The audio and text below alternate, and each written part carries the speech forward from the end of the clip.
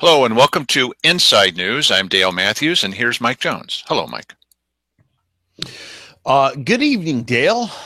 How goes it today? Well, Today today has some significance of some sort. it has some significance. It is the third birthday of badcounty.com, so Mhm. called because that's where we live in a bad county. It hasn't always been this way. I've been following the county commissioners and the Grants Pass City Council for over 12 years.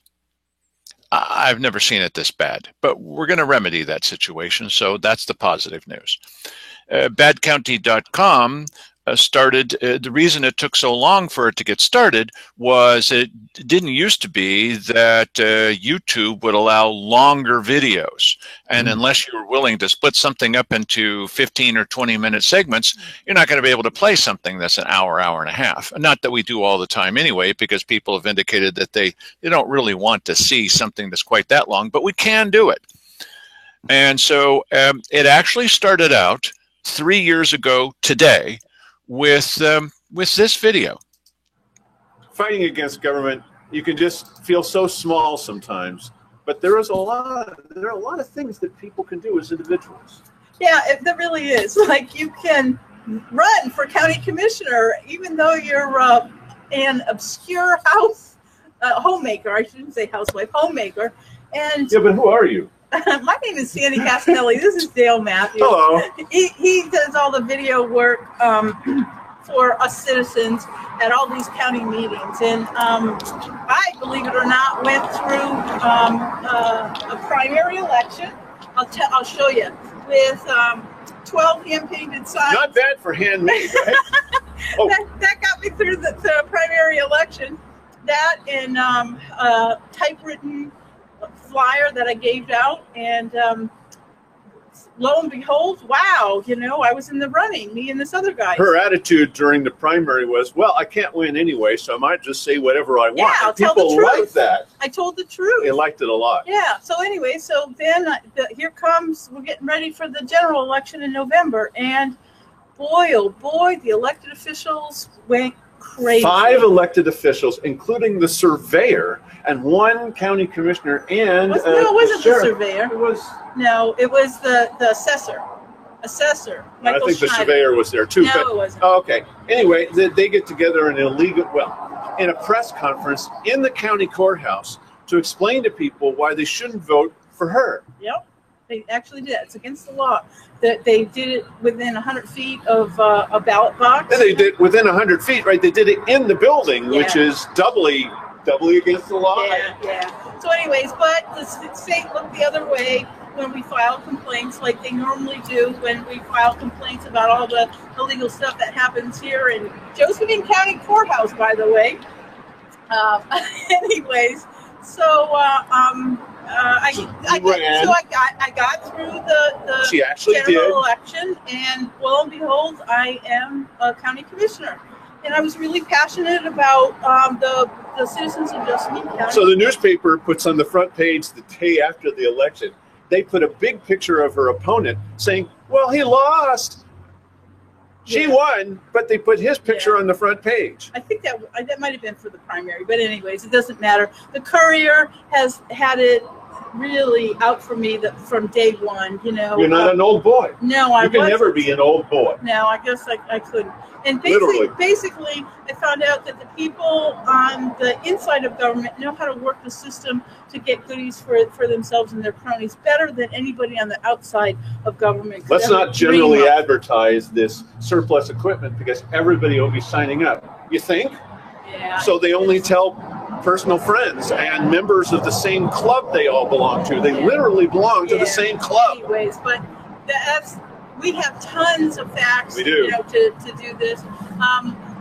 Most of it's pretty funny. It really is. I just stood up to the good old boys. I wouldn't give special favors and economic development money, to all the little cronies for useless projects and just awful. Cannot tax us into prosperity. Yeah, you said. That's what it was. I was basically They disagree. Tea Party candidate, who wanted to be fiscally conservative with the assets, the money of the county, and they didn't like that. You pulled me in with all this. I'm a Democrat, and I'm saying fiscal conservatism, I'm entirely for that. Yeah, and I'm a registered Republican. So the thing that we had in common is that we both wanted to see the county do right by the money that it was getting. Because we have so little. Yeah. We really do. Yeah. And they kept saying, well, let's dip more and heavier, deeper into the pockets of the citizens. And 5 times in 10 years, the citizens have said, no, we don't want you to do that. Yeah. But they're doing it again. Yeah. So anyway, you know, it was a constant battle, and in the end, they, in my opinion, they held a recall election where the same clerk who did all the finagling, you know, when we complained to the state about the illegal press conference that they had, he looked the other way when each and every one of the petition sheets for my recall was filled out inaccurately. So, Right. How many of them? 646, I believe. Well, you will hear less about specific numbers than you will about the general issues, which are both sad and hilarious. And that's what we intend to share with you, is how goofy the system is here and how you can win, but only 3 years out of 4. Anyways, that's basically our story. Yes. To me, it's kind of fascinating. Dale's got all the video. I've got all copies of all the documentation. I think it's pretty captivating or pretty informative. You know, pretty award-winning is what it is. What I really want to do is I really want to encourage people to get involved in government, both on the federal, state, and local level, because if you don't get involved in your local government, these guys are just going to walk all over everybody's rights. And at least while I was in there, we shone a bright light on the antics that went on. But they're not going to like this. To give you just one example, one of the commissioners she served with said at a big meeting, I'd gotten up and started quoting from their previous meeting. Just quoting, not characterizing it, just saying, here's what you said, and reading from a transcript. And he stopped me and said, we will not allow you to quote our own words from a previous meeting. They were really... this is the kind of place we live. Yeah, really. Very, very inequitable in their treatment of the citizenry. Very, very corrupt, in my opinion. In fact, you know, when we complain to the state, they all laugh, ha, ha, ha, you're from Josephine County. Well, they do. You won't support us and help us in cleaning up the corruption. You know, you just say, well, tough luck. Then we have to do it ourselves. And we did try and succeed, at least for 3 years. Yeah, we did. It was a good. That's what you're going to see. Yeah. Thanks. Anyways, thanks. Bye-bye. Bye. So nothing's changed. Here's outtakes. This one story. There's so many stories that you're going to see in it, but you've got to hear this one story. They had some local individuals here. I call them good old boys, part of the good old boys, and they came in and they were going to have listening devices that planted around the county. Listening devices. But they don't listen. Remember, they were listening devices, but they don't. They just say they're not listening devices. They're devices that listen. Anyways, they had no business plan. Right. They had no prototype. No. They did not bring in the inventor. Right. They slapped the dictionary down. A big dictionary down on the table. And said, this is the approximate size of this device. This was their only demonstration. And she said, well, what kind of things could it do? Oh, it can do anything you program it for. Right. And they said, if we don't get the money, the $25,000, they threatened to leave town, to pull up roots and leave town. Well, they didn't. They didn't. But I suggested we take economic development money and buy them both one-way tickets to anywhere they wanted to go, including North Korea. You won't let us quote from your previous meeting? Not saying you did something stupid, just quoting. These are only exactly your words. No, I won't let you say those words here a week later. Yeah. Really? That's what she put an end to. Or tried to. Yeah, and I forgot what I was going to say. Oh. Anyways. That's not possible. Yeah, no, I know. Anyways, it's a nice story, you know, I think, about Well, I don't know if it's a nice story, but it's an inspirational story. Yeah, well, I don't know how inspirational because I get slammed. Never mind. It's a terrible story. Don't even bother to try to watch the Stop! That's all I'm. Anyway. What? Now you're doing it. Thanks for watching. Anyways, we hope we have the opportunity to make this little video. Take care. Bye. We did it. Yay!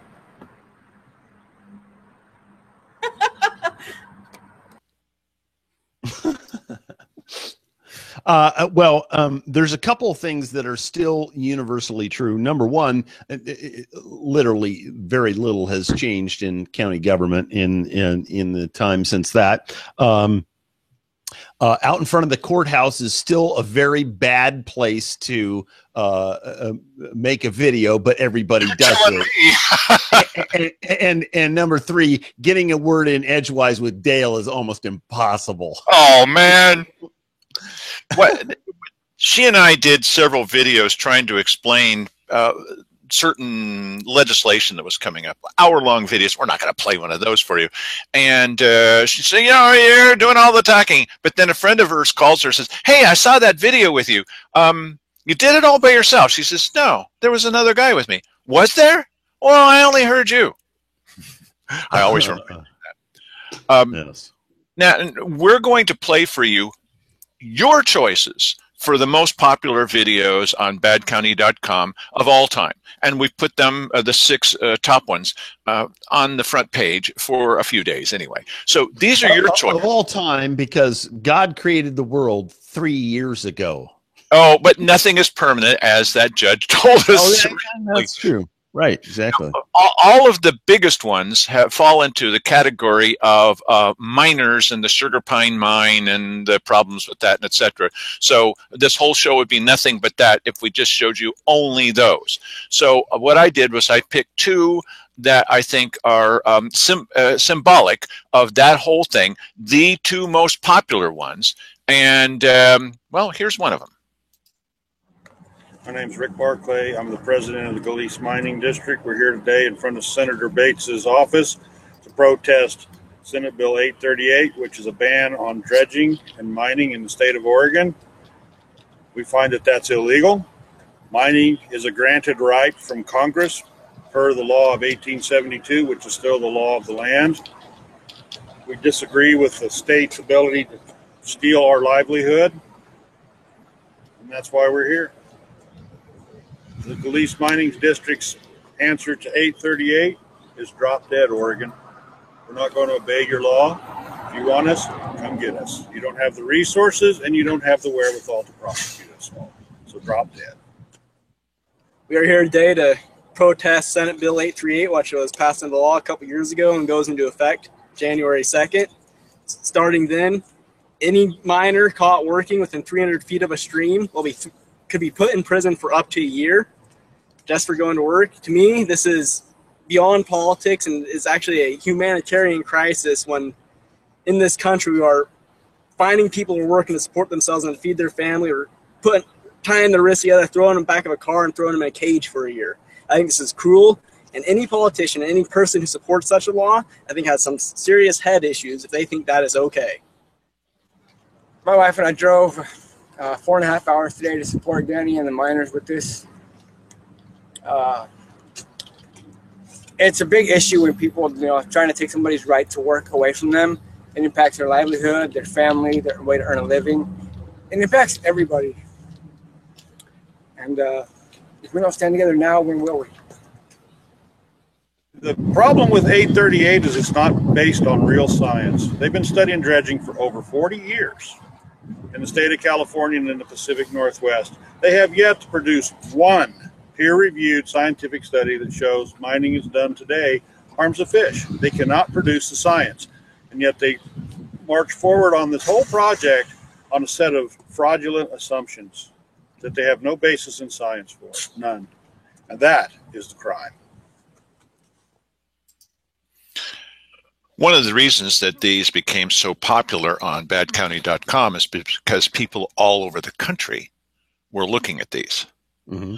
And we base this on local politics, but people everywhere were taking a look at these, and so thousands and thousands of views. It was a little difficult to get some of the fellows out there to talk to us, but these guys were willing to step forward. Now, we also got many thousands of views for our hour-long coverage of the election results that we did live, but we're not going to play back an hour-and-a-half video here. So the ones tonight are some of our very most popular videos, but ones that will fit within this format. Mike? Okay. So the next one is also a really popular video from sort of the other point of view, and this is Sheriff Dave Daniel. There obviously is a ratcheting up in this situation in Gillese. Yes. There are people outside of this area who are using terms like Bundy Ranch, and they're getting pretty excited about this. You've decided to issue a press release. You think that's going to be enough? Yes. For now. Yeah, the state of the BLM is not going to take any action. So at least I've been told that they're not going to take any action. Therefore, if they don't take any action, there should be no reaction. And that, then you have cooler heads prevail. On the editorial side, we've supported you right from the very beginning and are saying to people on our daily show that if there's one person in this county that can avoid this getting out of control, it's you personally. So a press release, you're hoping that's enough? I've met with all parties involved so far, and obviously you have, know what's going on from what I have done, and I think we're going to be just fine. Thank you. I noticed Channel 12 did a report this morning, and they showed a picture of a SWAT truck deployed in the area. What's the purpose of that? I have no knowledge of any SWAT truck. Yeah. So you guys aren't doing any of that? No, yeah. Of course not. Then I guess it's a file picture or something. No, yeah, it must have been. It must have been. There's no SWAT activation in any way, shape, or form that I'm aware of. I think my true belief is that there will be no activity of that nature at all. Period. We'll contact Channel 12 and try to correct them. Yeah, that would be great. Wouldn't be the first time. Yeah. It wouldn't be the first time. Yes, that's right. Our citizens need good communication. Yeah. Absolutely. I think that's inappropriate if it isn't being used. Justin County doesn't have a SWAT vehicle like that. And if it isn't being used and it is referenced, it's almost insightful. Which is really not appropriate. And you may be that, not just now, it's just conjecture, but that could possibly be maybe from the Bundy file footage or something to that effect. Who knows? So you don't have snipers on the hills then? I don't have snipers at all. Check the donuts. No, my law enforcement, my deputies are not going to be in that area. It's very remote. Good question. Thanks, Dale, for asking. Mike? Yeah, I'd say he lucked out on that one, that things didn't ramp up to a greater level. I mean, I would have hoped for a little bit more participation from him in the sort of constitutional sheriff vein of thinking, where you tell the federal government that I realize that you guys have an issue with these people, but I am disallowing you to be enforcing anything in this county, to operate in this county, and that if you have an issue with these guys, to come through me. That would have been the better way of handling that, if you ask me. But that's, I realize that takes a lot of guts on the part of a sheriff, and it doesn't always happen. In fact, I think it's probably a rare exception. We were the only ones to get a public statement out of him, and we just happened to be at a mining advisory meeting that he attended. And so we asked the question, the two of us asked him questions there. Later, we were the first ones to visit the mine in person, and we've had a number of firsts. This next fellow was the first person to step forward. I'd been contacted by 5 other people that indicated that we had a problem with one of our county commissioners. You saw the county commissioner in that video. This fellow's name is Doug Deacons, and he had had an encounter, which he's going to tell you about. And he had called me. He didn't know me, but he knew about our show. And he said, "What do you think I ought to do?" And I said, "Well, look, I'm not going to try to tell you everything, but if you want to step forward, the place to do it is at the weekly business session. We'll be there, and this will be your opportunity to say something." It had happened to others, but they didn't want to risk retaliation from our local government, which does happen. It's not an exaggeration, not by any means. So here is Doug Deacons saying a pretty awful story. Doug.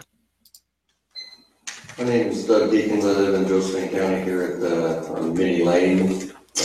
What compelled me to be here today in my first commissioner meeting is a personal confrontation I was in with Commissioner Hare at Cedarwood Saloon on December 5th while my wife and I were watching a local band. I do not know Commissioner Hare personally, nor does my wife, and before this night we've never met or seen him in person. Like Commissioner Hare, I myself was born here in Josephine County, Williams, Oregon.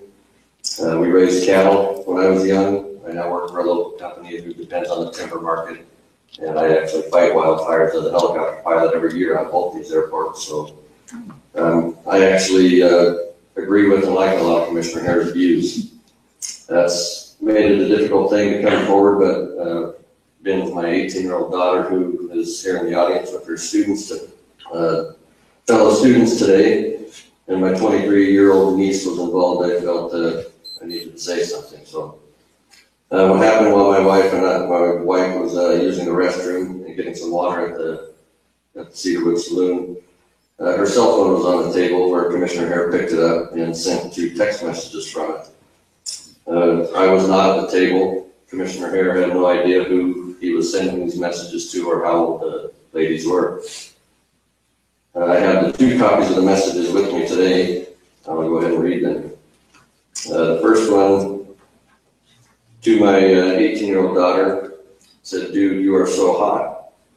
She replied, "What?" to my wife, asking what. And I said, my wife said to her, "I didn't take that. I didn't say that. Somebody took my phone." The next message, which was sent to my 23-year-old niece, said, "God, I got to get in your pants." She replied with a WTF capitalized, as we all know what that stands for. My wife again says, "I did not say that. Someone took my phone." My niece replied, "Oh, I was going to say, you're scaring me a little. Who the hell took your phone?" My wife replied, "The county commissioner." My wife's friend, who I was told was actually on Commissioner Hare's campaign, but I do not know that for a fact, told my wife that she's seen the commissioner pick up her phone and send the messages. After this, I confronted the commissioner at the bar. He became very defensive. It then became very close to escalating into a fist fight, where my wife talked me out of it. Commissioner Hare admitted to me he sent the messages from my wife's phone. He then told me my wife shouldn't leave her phone lying on the table and that she should have it locked anyways. I told him he shouldn't be picking up stuff that wasn't his. The argument continued. The commissioner told me that I would lose every day of the week if I did anything about this. To me, that sounded like a threat. He then told my wife he knows a lot of attorneys and we don't want to mess with him. I guess that's it for me. I just felt that the county and citizens should know how their elected officials act. Brother. Yeah. Well, you know what? I mean,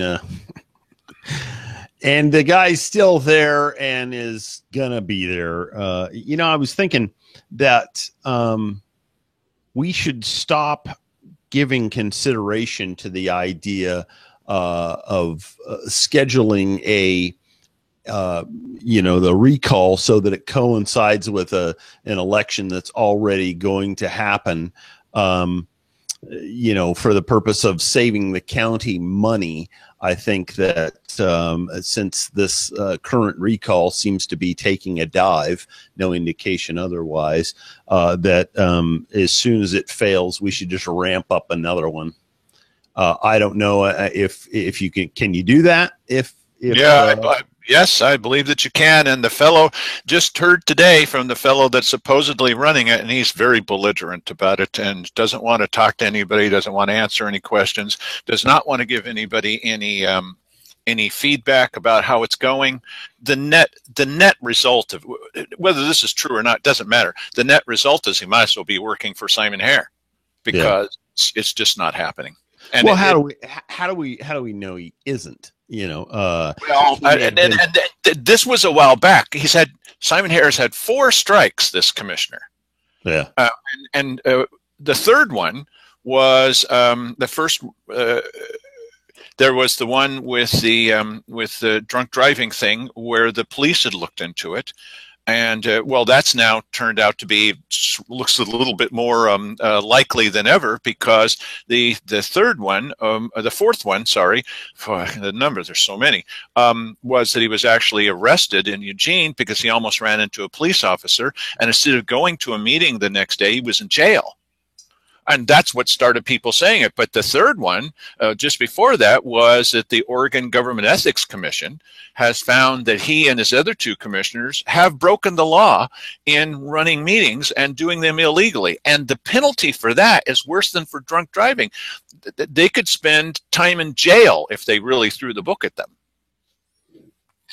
Yeah, which they're not going to do. But no, but anyway, and that's a sad situation. I think that it's entirely possible that Simon Hare has contacted Mark Kelsey and you know, threw a deal at him and chucked some money in his lap and you know, said, drag your feet on this, and he's doing it, you know, and of course that's complete speculation. But you know what, since this is what I do when people don't when they refuse to give us information, we just speculate, and you know, that just is what it is. Well, there was no speculation on this next story. Now, what happened here was, you're going to see this lady comes up, not that lady, another lady. She comes up and she says, hey, listen, I went to the library and there's porn there. Well, you know, every once in a while I hear from, oh, Huckleberry Finn is porn. Yeah, but she said, you can see porn. So I followed through on it. I was the only journalist who did. Why? What's the matter with these other fellows? They're sitting right there. They could have gone over. The library board could have gone and checked it out. This is Judy Ahrens. We always say we're going to monitor things, and how do we monitor things? We have at the library, we don't even have those filters for the kids, and pornography is just running rampant. And yet we're going to be, you know, supporting, or people will be, I guess, the library tax. I think filters would be inactive. I want to stay to the subject, so get off the subject here. But I too am very concerned with our teenagers where they're headed. It's a very sad day that we make this available to kids, and once again, with parents working and not monitoring their kids, not sitting at the dinner table, not like, you know, having a conversation anymore. Everybody's on their iPad. We live in a very scary time and a very unfortunate time. Thank you. Ms. Ahrens said that people are accessing pornography and that there's no filters in the library. I'd like to assure people our children are not accessing pornography. There are filters on our library's computers, and so, you know, that I just want to rest assured people, if you're sending your children to the library, they are not accessing any pornographic material. Yeah. Well, that didn't turn out to be at all true. Mm-hmm. So I went down to the library. I put a thumb drive in there. I grabbed up some images. I asked the librarian on charge. I said, look, I explained the situation to her. We looked around to make sure nobody else was looking, called it up, boom, there it was. Easily available through Google Images. Nobody's interested in the text. If they're going to look at this kind of stuff, they're interested in the pictures. It was super easily available. And she, oh, you know, like this. So I talked with the fellow there who was collecting signatures so that the library can have more money. And I said, well, what do you think about this? Because, you know, I went to one of the sites, and not the site, I went to Google Images. The kids already know this, so relax. And it was NAMBLA, the North American Man-Boy Love Association. Older pedophiles and young boys. And I said, what do you think about that? And he says, oh, well, that's free speech for kids. So later, when there was a meeting with this same lady that was talking there, Cheryl Walker, she had a bunch of people from the library committee that were there to try to get money from the public because the public was not cooperating and giving them all the money they felt that they needed. And so they wanted to put it through to a vote so that 51% of the people will tell the other 49% what to do. And they lit into me. I said, I'm a donor. I'm a 3-figure donor on this. It's the biggest thing I ever put any money into, but I love our local libraries. I love libraries in general. Well, you're a pedophile. No, I'm not. I'm bringing a problem to you. Well, you hacked into the system. Hacked into the system. I'm using the computer that's there, and there were kids that were doing this. No, they're not. No, they're not. No, that's not true. Ha ha. You know, you're a social deviant. What? Kill the messenger. Yeah, well, you know, and the reason why Cheryl poo-pooed that to begin with is that, you know, those are her allies over there in the library, and she didn't want anything bad to be said about him. She knew that the Courier's not going to do anything about it, and she just basically thought that it would be dismissed right there and that no one would go look. And, you know, and the truth is they haven't done anything about this. Oh, no, it's still a problem. I don't know last week if it's a problem, but they said, oh, there's nothing we can do about it. Ha ha. So, yeah, well, you know, I guess this is not an issue to them. So, you know, but it wasn't the fact that there was porn in the library. The issue was that they used Dale's reporting of that as a means to attack him and others who had that kind of an issue, and they spun it as though he was somehow you know, a pervert and purposefully going to look at porn at the library to you know, because hey, I heard there was porn here, let me go look at it. But in reality, obviously, I mean, Dale, you can see that Dale has more than one computer. He could look at this all day long at his own house if he wanted to. Hey, don't give away my secrets. Yes. But, you know, instead it was, you know, let's see if we can use this to paint this guy with a, you know, bright red brush. Yes, something like that. And the sad part about that is that I can't even imagine thinking of trying to do that with somebody. I mean, the thing is, what they should have done, the right way to respond to that naturally is to say, you know what, that's a shocking issue if indeed it is true, and we'll look into that and get back to you on that. And then they could have done that. Cheryl Walker led the laughter. Yeah. And when they applauded when someone said something about the messenger, she was right along with him. Well, right. What an odd attitude about somebody that's bringing to you I mean, when the kids are there, it's in loco parentis. You're supposed, I mean, my library was watching after me, you know, and those kids are there, and they should have if their parents want them to do that, but not when you drop them off at the library and say, have a good time reading a book. It's just, well, it's not right. So now, another authority figure that got involved in elections here is Mark Goins. And Mark Goins is the pastor of one of the mega churches here. And he got in a whole bunch of turmoil about some things he said, and we still have people now. Well, I was there in that church. This video is from the church. We just replayed the video. Well, he never said that. Not only did he say this, which you're going to see, but it was on his own PowerPoint. No, he never said such a thing. So it's almost unbelievable what he's saying to people about why which led straight into a video extolling the virtues of voting for a property tax levy. Here's what Mark Goins had to say about people who don't obey authorities. In our country, we've taken this right that we have to free speech, we've taken it to unbelievable levels. We openly criticize our leaders in this country, in our county.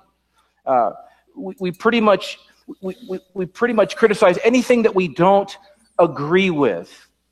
We don't see anything wrong with complaining and whining and showing disgust and pretty much getting angry with anybody who will listen to us. And I just need to say this, that it's really painful for me to watch when I see people that just can't honor authority. It's just painful to watch people who are rebellious by nature. Parents always trying to pull rank and, fight the system in school. Just go to any parent-teacher meeting type thing or go to a school board meeting, trying to change everything they don't like, question every decision. Now, time and place to share concerns, but it's always with a respectful and a humble attitude. Stand on the sideline of any soccer or kids' baseball game. Listen to how parents, what they say about the coaches, what they say about the refs, treating them like trash, questioning decisions, power trips to remove coaches. And Christians get caught up in this too. In a church context, I just got to tell you how sad it is to see church leaders that are trying to work with someone, trying to help hold somebody accountable for some bad decisions in their life and the direction they're going, and only to have those people say, you know what, get out of my face. I don't want your help. All of a sudden, they don't want to be accountable anymore. We're trying to help them follow Jesus. It's just really, really sad. Or the fact that we just obey the laws we want to obey. We obey the laws that we think are good laws. I got to tell you, there's some laws I think are stupid. Right? We all are there. It's like, why is that even a law? But the Bible says, again, that follow and obey authorities. Including the 501c3 laws? Don't try to beat the system or get around it. The Bible says pay your taxes. And there's always some goofy Christian that found some reason on some crazy website why they don't have to pay taxes. And they end up, like I've said, doing prison ministry on the inside. Jesus paid his taxes, so should we. Be good citizens. Children, obey your parents. Players, obey the coaches. Citizens, obey police and government leaders. Christians, obey spiritual leaders. Yes, to all of these. And we need to see rebellion for what it really is. 1 Samuel 15:23, rebellion is like the sin of divination, Satan worship, and arrogance like the evil of idolatry. So that's what rebellion is. It's like Satan worship, and we just need to understand how hurtful it is, how dangerous it is.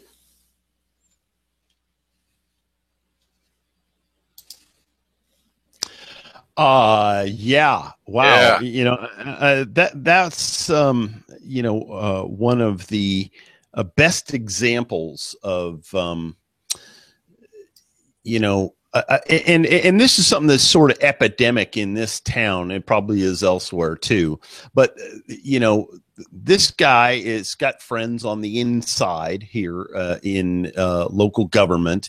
And, a local government, if there's one thing, if you want to encapsulate what their biggest complaint is that we just won't do what they want us to do. We just won't vote the way they tell us to vote. Yes, that's right.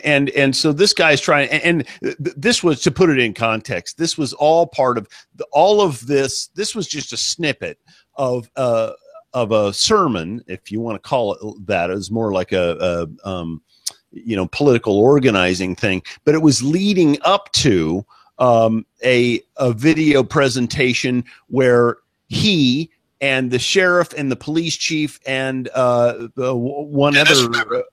Dennis Weber, talked about Romans 13 and how people should submit to government and obey everything that government tells them to do and never ever question it. And it's like it was a 20-minute sermon coming up to obey authority, obey authority, obey authority. Oh, here's the authorities to tell you what to do, and essentially it was to tell you to go vote for the levy. Which didn't work. Didn't work. That's because we're all a bunch of Satan worshipers. But you know what? You got to watch out for this in this town, because you know what? This guy, I wouldn't follow him if he was leading the way to the grocery store or something. People like that, I think, are closer to Satan worshipers than a bunch of people that don't want to obey what government tells them to do.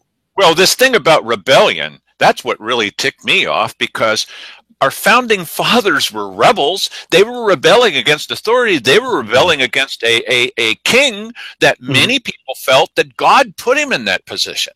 Yeah.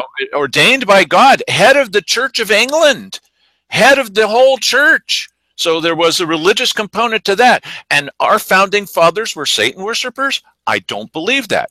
Yeah. Now, if you're going to read that in the Bible and go by it, rebelling against authority, if you put it in the context that I think is true for America anyway, is that we're the authority, the people, the voters are the authority, and it's folks who keep pushing things on them that they don't want that are rebelling against the real authority. That's my opinion. Yeah, I think that's accurate. But you know what? I mean, watch out for people like that. That dude's a snake. Well, tell us what you really think. Well, I know that's going to rub some people the wrong way that maybe go to his church. That dude is a snake, okay? Really. And anybody that thinks like him or acts like him or makes political movements like him is a snake as well. All those people. That's so strange is the only negative feedback I've gotten about this whole story is from people who were there in that church and say he never said that. This is their video. Yeah. Totally bizarre. Totally bizarre. Okay, now, Mark Goins from River Valley Church said, well, what about parents that they complain to school officials that they don't like the way they're doing things? Well, brother, here's an interesting story that we sometimes what we'll do is we'll pick up a story from the media and we'll play it back so everybody gets a chance to see it. Not violating copyright laws, but if they put it out on YouTube and that kind of stuff, well, then we can use it. Therefore, it was a local story too. It happened right here in town. Right, because we cover local politics.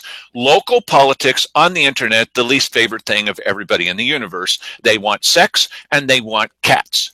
Okay, yeah. No sex, no cats, not in this story. So this is a little 6-year-old boy, and here's the story.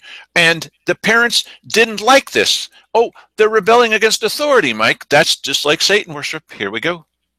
You're waking up with the Bill Myers Show, now on FM 106.7 and AM 1440, KMED.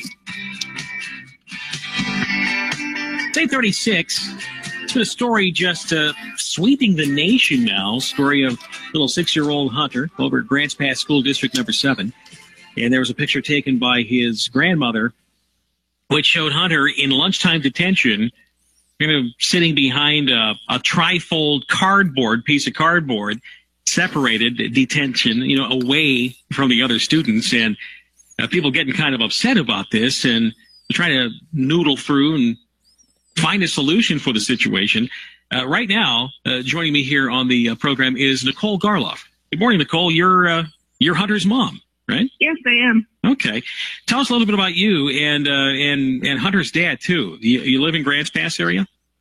Yeah, we live in Grants Pass. I stay at home with the kids and he works at a local machine shop. Okay, all right. Having problems with a family car, I guess, huh? Yeah, we've been having problems for a couple months now, and then we got another smaller car that a family member was nice enough to give us, and that one is having more problems than the other one. Oh, okay. It's just been unreliable and real tough to get around. Okay, so it all started with Hunter being tardy to school. So yeah. How many times and how often would you be late? Could you give us an idea? Well, their policy is after the third or fourth time, then they get the detention. Mm-hmm. But I mean, obviously this is the first detention he's had this semester. Okay. So the semester started at the beginning of January. All right. And we've had 4 since the first, I guess. So did you know this was coming? Some people mentioned earlier this morning. Yeah. That, hey, listen, if my kid's going to be in detention, I know it because the school district gets in touch with me. No, I knew it was coming, and that's why I went down there, and because I wanted to see what detention was like. For first graders. What was it? Okay, now what was it like? Any response there from Hunter? I mean, the picture looks forlorn, but there's always the possibility that the picture was just caught a particular moment. And yeah, well, he's a really shy kid, and just being right there, anyways, like he looked really, really sad and watching the other kids, and I know he wasn't talking because he explained to me the rules of detention. So you can't talk when you're in detention. You just have to sit there behind it, eat your lunch, and that's all there is to it, right? Yeah, well, you have to read books or do work after your lunch. All right. So the grandmother took the picture, from what I'm understanding. But I took the picture. Oh, you took the picture. Oh, so it must have been the grandmother, Hunter's grandmother, that made the Facebook post. That's yeah, she shared it. I made the post on my personal page. Mm-hmm. I really wasn't expecting it to get to this level, so. Oh, okay. You never thought it was going to get to this then. All right. No. So. Okay. We can't play 12 minutes of that. 6 years old. Okay. In my personal opinion, the parents are to blame, not the 6-year-old. Why is he paying the penalty for this? Yeah, and that was pretty much what most people were saying on Facebook during the time that this was going on, that generally speaking, you don't hold a kid responsible for the fact that his parents don't get up early enough. I do think there's room for some criticism here. If you know what your challenges are in terms of your vehicles or whatever, you make sure you get up early enough to make it happen. But that's the whole another ball game. But there was some very interesting responses to this by the school superintendent guy. And I forget what the heck his name is. Oh, yeah, I don't remember his name either. But he said that he was in a little cubby. That's what. Yeah, he was in a cubby. The confidential cubby.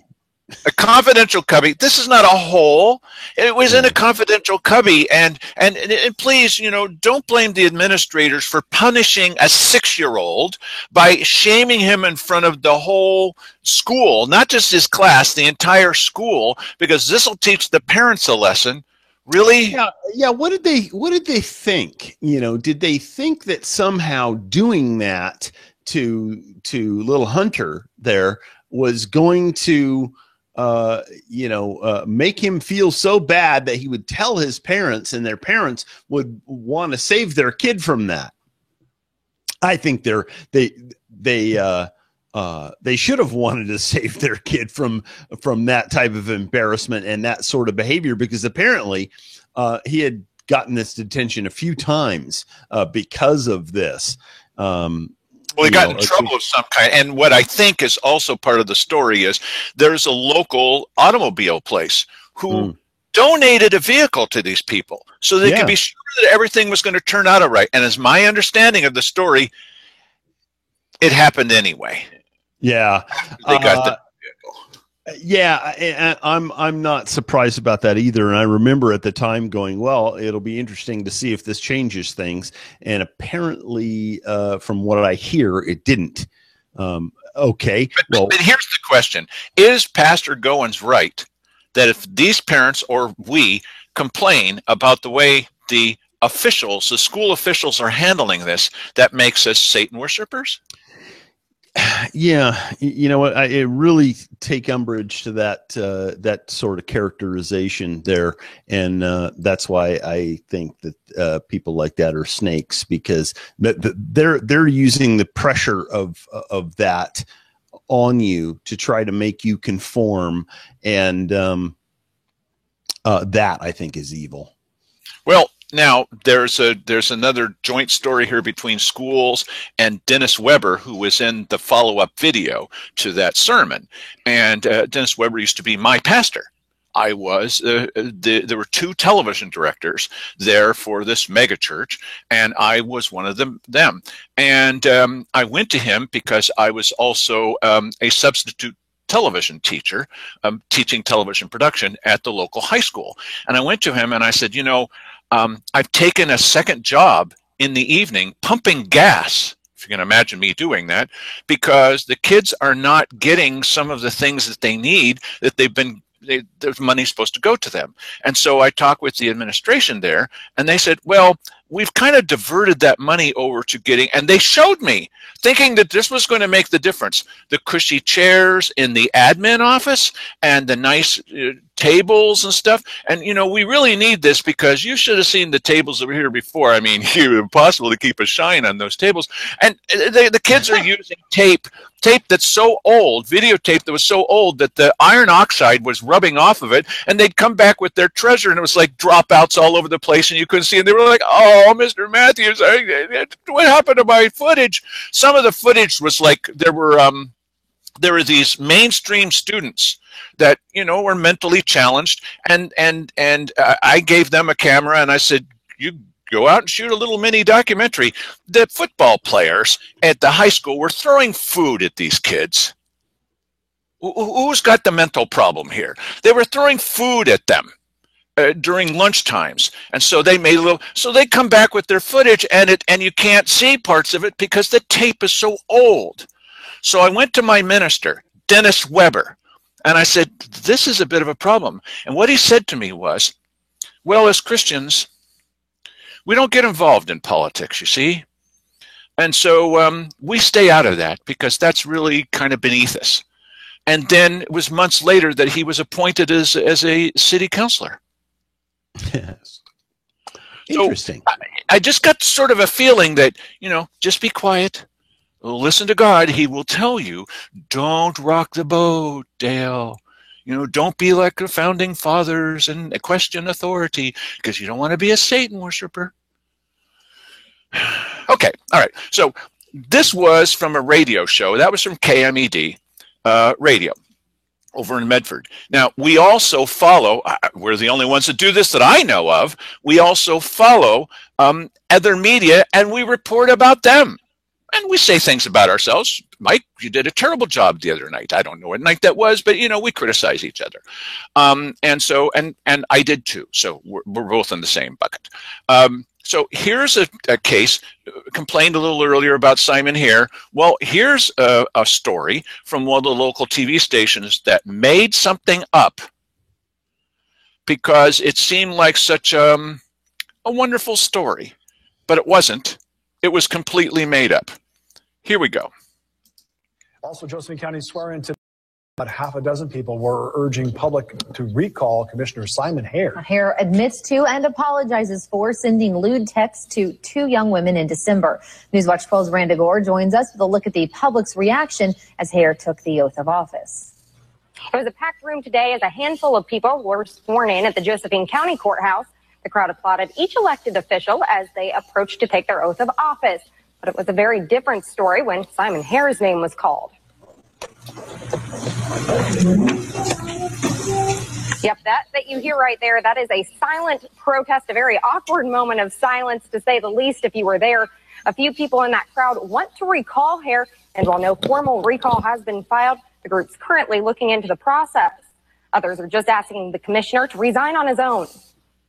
He has destroyed the trust of people in Josephine County and the people whose causes he champions, like timber and like other interests. He's not an effective spokesman anymore. On December 5th, Harris said he sent 2 lewd text messages to 2 young women after he took another woman's phone at a bar. Harris admitted to those texts, claiming he was trying to prank a friend and didn't realize it was the wrong phone. Harris is one of 9 candidates who ran for the Josephine County Commissioner seat back in November. He was reelected, and today he did take his oath of office to serve for. Please be seated. Good morning, everyone. I'm Judge Baker, and I'm the presiding judge of this district. I welcome you all to the swearing-in ceremony and wish you all Happy New Year. This is the first business day of this year for the swearing in, and it's always a fine opportunity for us to administer the oath to our newly elected officials. This is what actually happened. So, welcome to the ceremony, and with that, we will begin. We are going to start with Wally. Mr. Wally Hicks.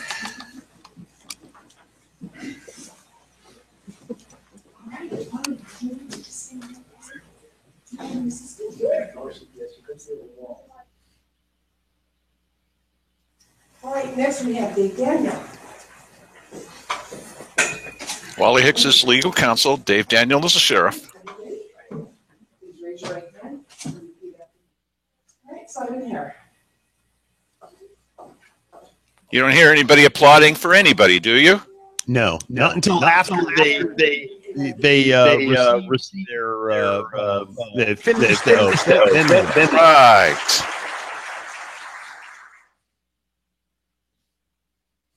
It was a packed room today as a handful of people were sworn in at the Josephine County Courthouse. The crowd applauded each elected official as they approached to take their oath of office. But it was a very different story when Simon Hare's name was called. Now, see, that was a lie. Wrong. Now, tell the story of the for everybody, please, of the reporter that was right behind us when we were shooting it. What happened? Well, you know, I don't remember exactly where she was or whatever. I just remember she got the story totally wrong.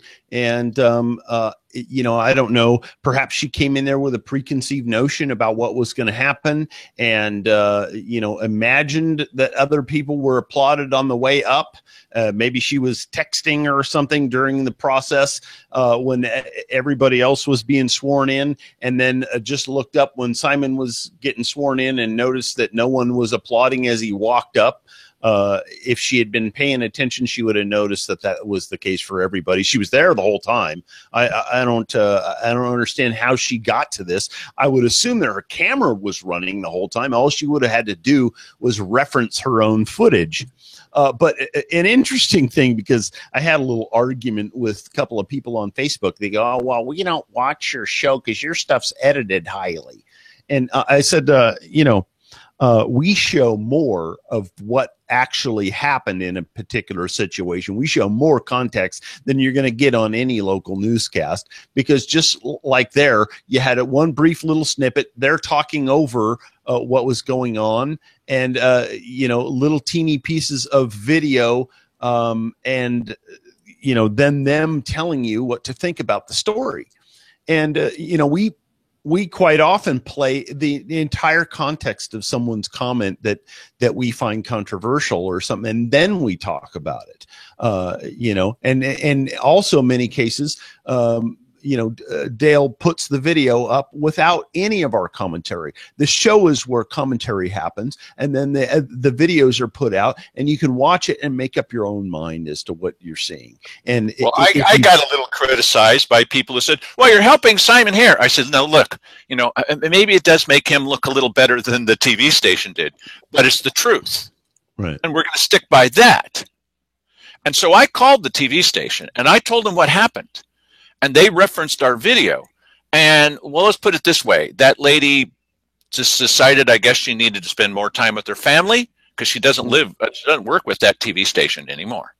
Mm-hmm. They were embarrassed. They put out a news thing later. Well, we followed some wrong advice. You think? Yeah. Yeah, wrong advice. Okay, so for quite a while, until we started doing the show, we were also doing radio commercials, not locally, because they wouldn't sell us time no matter what. Not at any price. Not on KJO. Not at any price. Doesn't matter. Even when running for office, not interested. Okay, because we've talked to them about that in the past. So we started doing radio ads on KMED. Before I had a weekly segment on KMED, and we don't do that anymore, and the weekly segment continues. This is one of the oddest things to me. This is 4 radio ads, and this got thousands of views by people who just couldn't get enough of these. So something about this set of 4 really resonated with people, and these are little ads that would be played in tiny little segments, and during like a 3-hour, 4-hour show over there, they'd play it, a couple of times an hour. Those little tiny ads that you see, and so they were very popular. Here we go. This is Dale Matthews. While you were sleeping, the English language has been undergoing a major revision in Josephine County. From now on, accurate quotes are instead called slanderous statements and will not be tolerated. It's at badcounty.com. This is Dale Matthews. While you were sleeping, the English language has been undergoing a major revision in Josephine County. From now on, video cameras are instead called dangerous devices and must be regulated. It's at badcounty.com. This is Dale Matthews. While you were sleeping, the English language has been undergoing a major revision in Josephine County. From now on, candidates for office are instead called out-of-order citizens and must be stopped. It's at badcounty.com. This is Dale Matthews. While you were sleeping, there's been a major revision in Josephine County. From now on, citizens who tell the truth are instead called citizens who spread lies about government and will have their microphones cut off. It's at badcounty.com. Any commentator about that commentator? I would say maybe the great interest in that was by people for the preservation of the English language or something, where they felt like, there was some sort of major revision of the English language emanating out of Josephine County. Yeah, Cheryl Walker, the county commissioner, decided that slander was now when you said something negative about a public official. That's not the definition of slander, not at all. Slander, you have to know it's false. It has to cause monetary damage. Hearsay is something that happened a long time ago. What? Really? I thought everyone knew that. Yeah. A clamp. Taking a camera and putting it on a clamp. I didn't do this, Sandy Casanelli did, and attaching it to the back of a chair. We're not putting cameras on clamps on chairs today, Ms. Casanelli. And so, as if we'd ever done that. But now that could be called a tripod because it's got 3 legs. Oh, yeah. Yeah, but you can wrap it around stuff. Yeah, but that's confusing my point. My point is a C-clamp, just a regular C-clamp, is now a tripod. Mm-hmm. No. So just the goofiest things. Okay. So another thing that we do that's fairly popular is we occasionally will put some graphic up to try to graphically explain what it is that we're saying in everyday English. This isn't necessarily a video, but it's here is our latest version, my latest version of a graphic that shows where people are where candidates are in their latest stand about a property tax levy. And there's 2 groups of people that are running. I'm on one side that's going up against Keith Heck and several other people. And then Raymond Smith, Mark Seligman, Ron Smith, they're running against Cheryl Walker. Now, Cheryl Walker and Keith Heck and Dan DeYoung are very strongly in favor of property tax. Tony Webb, Mark Kelsey have said that they would back a property tax. Shane Christen has said he would back a property tax. People who are on the line, and I have to put a question mark after Joseph Rice, because even his so-called running mate, Bill Hunker, isn't quite sure where Joseph stands. Really? But Lily Morgan, I put her on the line. I talked to Bill about this, and he's, well, yeah, that's sort of true, yeah. Lily Morgan, because so many people from the property tax side, super strong pushers for property tax, are backing Lily Morgan. So at any rate, this is the kind of thing. I talked to Mike about these things ahead of time. I talked to Bill Hunker about this ahead of time. I talked to other people about this ahead of time. Try to be sure that it is accurate. And I think sometimes for people who are graphically inclined, that this kind of thing may be somewhat helpful. Mike? Okay. I thought we were watching the best of videos here.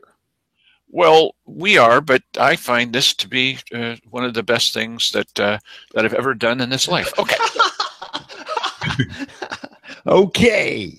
All right. So this next one is very funny to me. It's a very short little video, and it became very, very popular. So many people wanted to see this video, and it's called "The Irritated Keith Eck Doesn't Like to Be Caught Breaking the Law." I think it pretty much speaks for itself.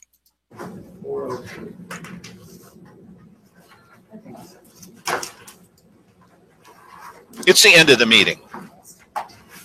There's still a quorum.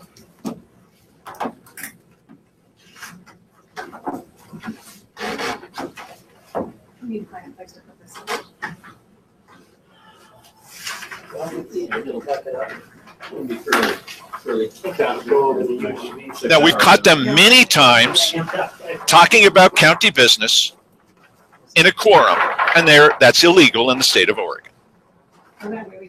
Because there for a while I was having trouble trying to figure out points of reference, you know. Yeah, it's no. I put them somewhere. I didn't like them hanging out.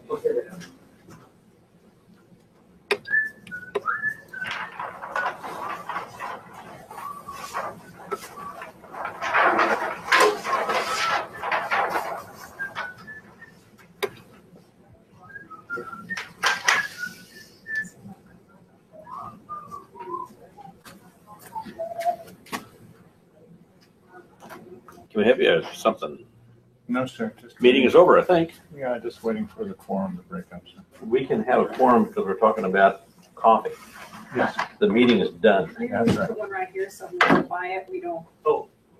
Are you going to leave? Bring a couple of them. As soon as the quorum's broken, sir. Would you step over there, Mr. Commissioner? Just step in my office or something. I'll step up there so the meeting will be official over for this individual. I can do that. Thanks for all your considerations, sir. You've broken the law in the past, which is why I'm here. Yeah. They have. We have a picture of them. They had just finished lecturing us about how they were ethical. It doesn't matter what the Oregon Ethics Commission says. Why, we're ethical and just the very thought that we're not ethical. And then they go to the end of the dais in the Ann Basker, and they're there talking with Pat Fahey about county business in a quorum. It's against Oregon law.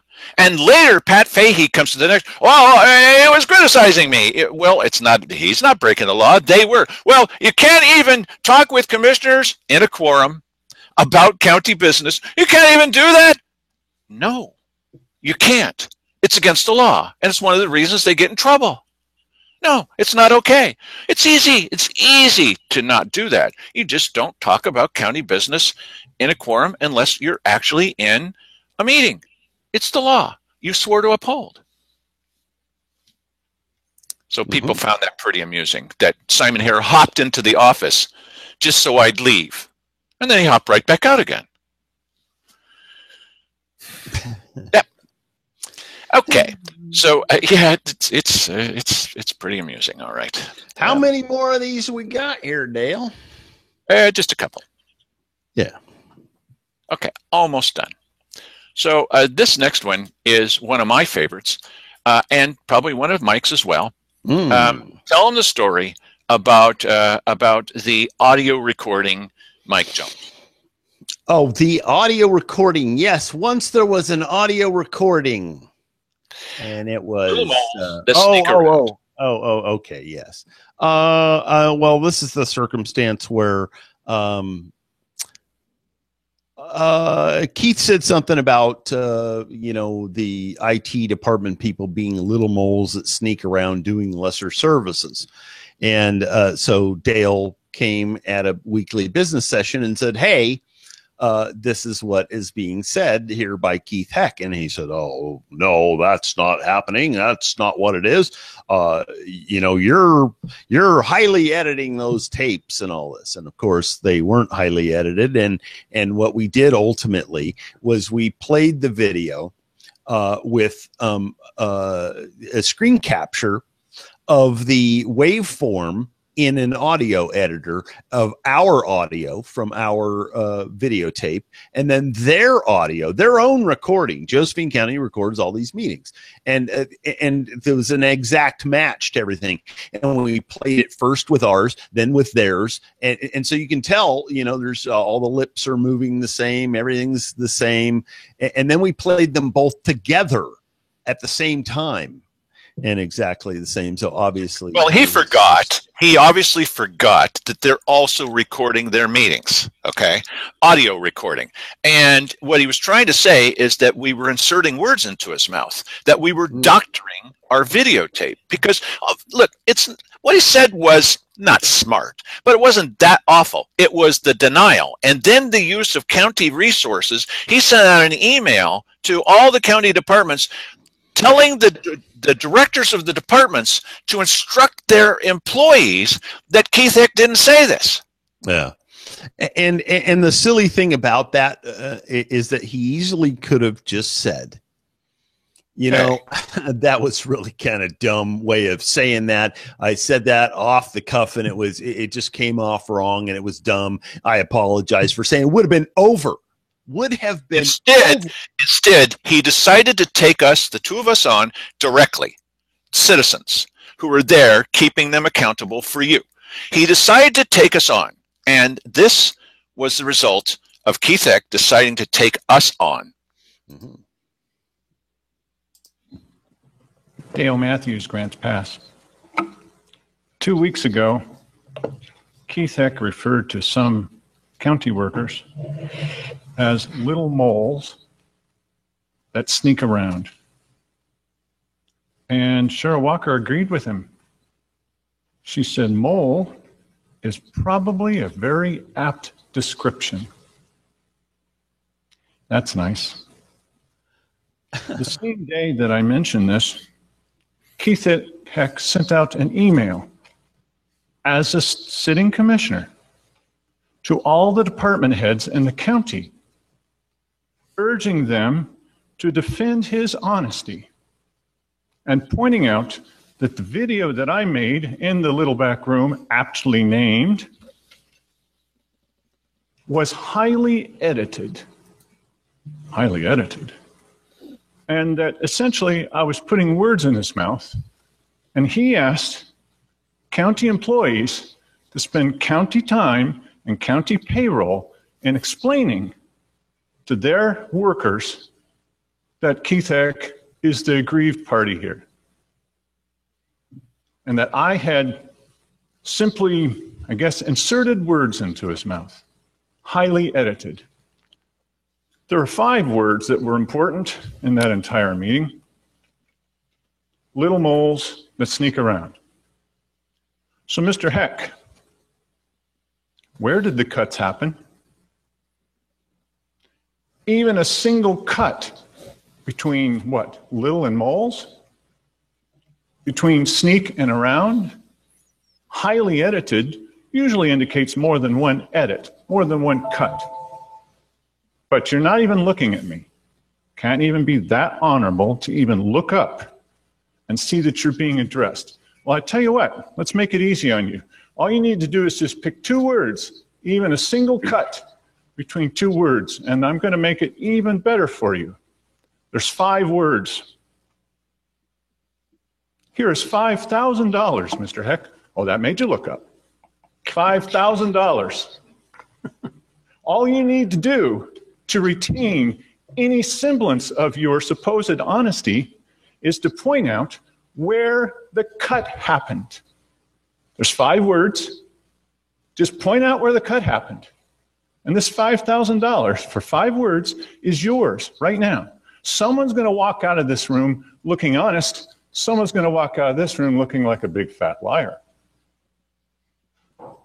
There were no edits. The only thing that I did is nobody wants to watch an hour-and-a-half meeting. I condensed it down to just your discussion. All you need to do is just point it out. Your time is up, Mr. Matthews. Keep in mind, we have the county recording to compare to. Mr. Matthews, your time is up. And they don't. And they match Mr. exactly. Matthews, your time is up. So is Mr. Heck. Is there anyone else that would like to speak on anything of relevance? Of relevance?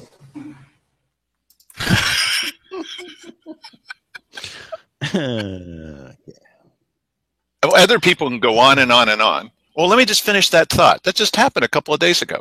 Not me. Yeah. Well, okay, so you want to tango with us? Let's do it. Let's tango. No problems. So, and now we have a legal counsel that says, oh, what you have on tape, oh, well, that's not really on tape. But it doesn't matter. You guys already know. It's a court of public opinion. You know. And you can see what happens when these fellows still try to insist that none of that happened. J.J. Schofield, it never happened. That thing that we saw on tape never happened. He's the HR director. Cheryl Walker, well, yes, they are moles. They're moles? They're little moles that sneak around and do lesser services? Well, that's laudatory, actually, because moles are brave. Moles are brave? What? Unbelievable. That's where we live. That's why we got to say goodbye to some of these guys. No matter what your choice is, at some point, got to say goodbye to that kind of thinking, really. Battling small town corruption.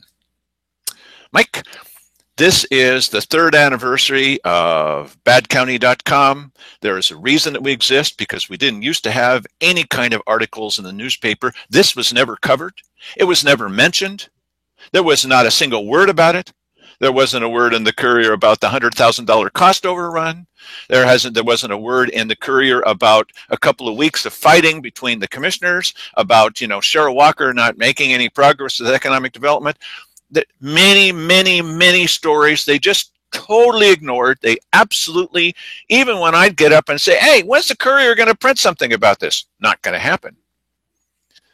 So it's still not happening with the city council, too bad, but there's a little bit of coverage in the Daily Courier, which is good, and I call the guy and give him documents and say, here's where you can go find this and this kind of stuff.